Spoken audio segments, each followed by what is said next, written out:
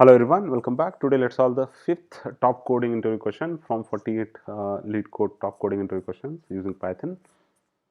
So they've given a non-empty array of integers where every element appeared twice except one element which had appeared only once. That is what we have to find out. Example here, if you see 2 is repeated twice and 1 has repeated only once. So we have to find out what is that one number. This is what we have to find out. In this case also 1 has repeated twice. In this example 2 has repeated twice. So we have to ignore this. 4 has repeated only once. So that's the reason we have to print out. This is how basically that is what they are asking us. The one simplest approach is you can store all of these elements in a in a set like you can keep inserting, you can create a set. You can create a set where you insert for the first value you insert 2, and then in this context if you see here you insert 2 if it is inserted for the first time, and again you when you see the number you check whether this is there in the set. Yes, this is there in the set. Then you, if the element is already there in the set, you remove, and then finally you insert 1, right? So basically you try to, set will have a number only which has appeared only once. You try to add a number for the first time. Let's say in this case 4. So I add 4 for the first time, and then 2, 1. Next is 1. I'll add 1. I'll first check whether it's there or not. And if it is there, I'll remove it. If it is not there, I'll add it. So in this case, okay, 1, 1 is not there, I'll add it. 2 is also not there, I'll add it. Again 1 came, so basically I'll remove 1. It's already there, just remove it. And then 2 came, again the last is 2 came, then remove that. The whatever the number left with, that is what we can return. This is one way of doing it. However, it requires you to create extra space.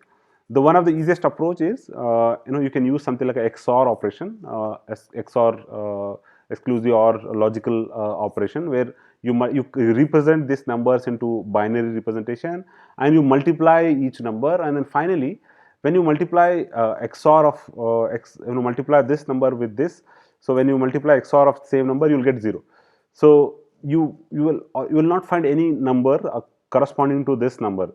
So you basically get the same number. So in this context, if you see when you try to do XOR of each and every operation, so here XOR of 1 will be 0, XOR of 2 XOR of will be 0, and then you will not have any other numbers, right, for this. So that will be remain. So that's how you can do it. So I'll show you example. Here this is what the XOR operation is. So when you have similar number, so you will get a 0. When you have an input, you are trying to multiply input A and input B. So when you try to do XOR, you will get 0. When you do XOR with different numbers, right? When you do XOR with different numbers, so then you get 1. So that is what I'm trying to say here. If two numbers are similar, right? I'll take an example here. So this is the example which is given in the Leetcode. 4 1 2 1 2. So in this context, if you see 1 is multiplied XOR, when you XOR with 1, so you will get 0. Again when you XOR with 2, again you will get 0. So even though if you multiply this with this, this with this, this with this, you will eventually get the same number. Like you will get the zeros when you multiply, multiply this with this and then this with this. So you will get and multiply these two again, so you will get a 0 only. So finally you will left with this number. That's what the operation is all about. So let's start. I mean, in this context also, if you see this and this gets cancelled because they're similar. So in this context, if they're similar, right? When you multiply these two similar, you will get 0. Here also, when you multiply this, you will get 0. That is what it says.